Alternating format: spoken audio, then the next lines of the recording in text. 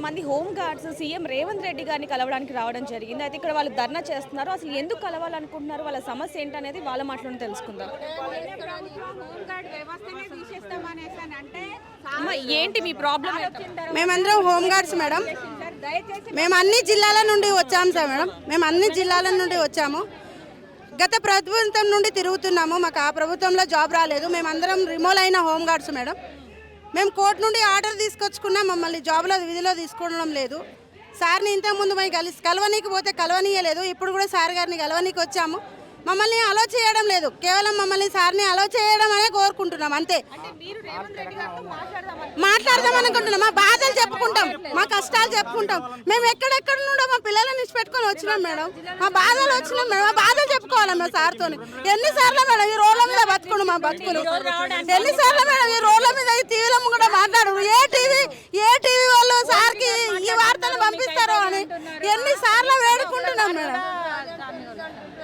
ఎన్నిసార్లు వేడుకున్నామో, ఎన్నిసార్లు తెలంగాణ భవన్కి పోయినామో, ఎన్నిసార్లు రోడ్ల మీద పడ్డామో, అయినా కానీ మమ్మల్ని మా బతుకులు ఇంకా రోడ్ల మీదనే ఉన్నది తప్ప ఇంకా మా బతుకులో ఇంకా న్యాయం కాలేదు. ఇంకా న్యాయం చేస్తారని కూడా మేము అనుకుంటలేము. ఇప్పటికైతే సమస్యలు తెలుసుకోవడానికి ప్రజావాణిని ఏర్పాటు చేశారు. అక్కడికి వెళ్ళారు.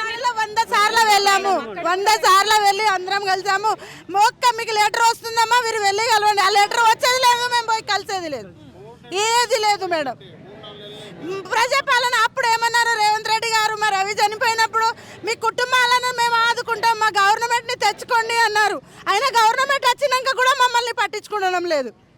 మేము వేడుకునేది ఒకటే మేడం, మా ప్రాబ్లమ్స్ ఏంటంటే సార్ వినాలి, సార్ని మేము కలవాలి అంతే. సార్ని కలిసేదాకా ఇక్కడ నుండి పోయేది లేదు. చేస్తే అరెస్ట్ చేస్తారో లేకుంటే జైల్లో పెడతారు.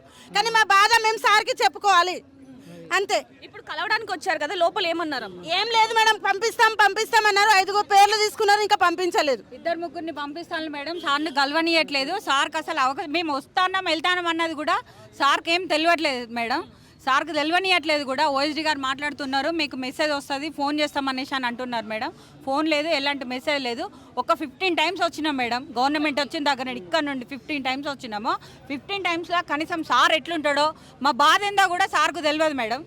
మా బాధ చెప్పుకొచ్చిన పిఏ ఏమంటున్నారు, సార్ ఒకసారి సార్ని కలిపిండంటే సార్ బిజీ ఉన్నారు, మీ ఫోన్ నెంబర్ ఇవ్వండి, లేకపోతే నాకన్నా ఫోన్ చేయండి అంటే మీ ఫోన్ నెంబర్ అంటే ఒక్కరికి ఇస్తే సరిపోదా, అంతమంది చేస్తారా అనేసి అని అంటున్నాడు. ఒక్కసారి రెస్పాండ్ అవుతాడు మేడం. మళ్ళీ తర్వాత నేను బిజీ ఉన్నా, తర్వాత కాల్ చేస్తా అంటారు. కాల్ చేయరు మేడం.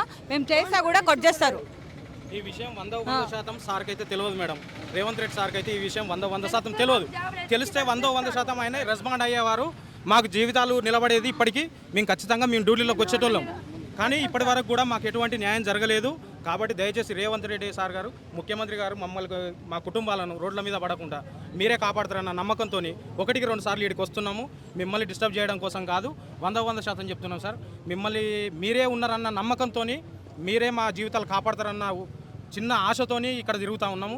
దయచేసి మిమ్మల్ని మేము ఒక్కసారి కలిసే విధంగా మాకు ఒక్క చిన్న అవకాశం ఇవ్వండి సార్. ఎంతోమంది రోడ్ల మీద పడ్డ వాళ్ళకి అందరికీ న్యాయం చేశారు మీరు. ఎక్కడో ఉన్న కుమారి ఆంటీ వాళ్ళకు కూడా న్యాయం చేశారు. దయచేసి మీ గవర్నమెంట్లో చాలామంది హోంగార్డులు కూడా రిక్రూట్మెంట్ అయ్యారు. వాళ్ళకు న్యాయం చేయండి. మీరు వేరే ఏం కోరుకుంటలేము. మేము అందరికి ఇచ్చినట్టుగానే మాకు పనిచేస్తేనే మీరు జీతాలు ఇవ్వండి. ఏదో చిన్న కారణాల వల్ల మా ఉద్యోగాలు పోయినాయి సార్. మీరే దిక్కని మేము కోరుకుంటాను. మాకు దయచేసి మా ఉద్యోగాలు మాకు ఇచ్చి మా కుటుంబాలను రోడ్ల మీద పడకుండా మీరు మాకు ఈ చిన్న అవకాశం ఇస్తారని మిమ్మల్ని సదా వేడుకుంటున్నామయ్యా. మీరే దిక్కు. ఇప్పుడు గత ప్రభుత్వం మమ్మల్ని అందరినీ చాలా మోసం చేసింది.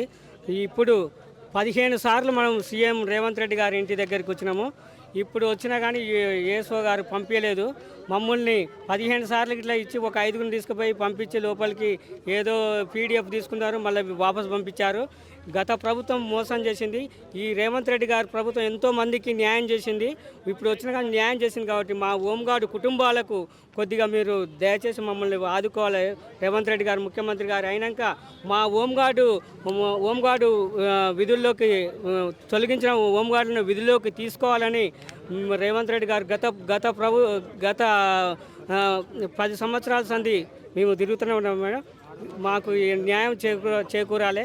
మా రేవంత్ రెడ్డి గారు న్యాయం చేకూరుస్తారని, మా కుటుంబాలను, మా పిల్లల్ని ఆదుకుంటారని ఆ భగవంతుని వేడుకుంటున్నాను. అసలైన తొలి వెలుగు. ఫాలో వాట్సాప్ @తొలి వెలుగు official.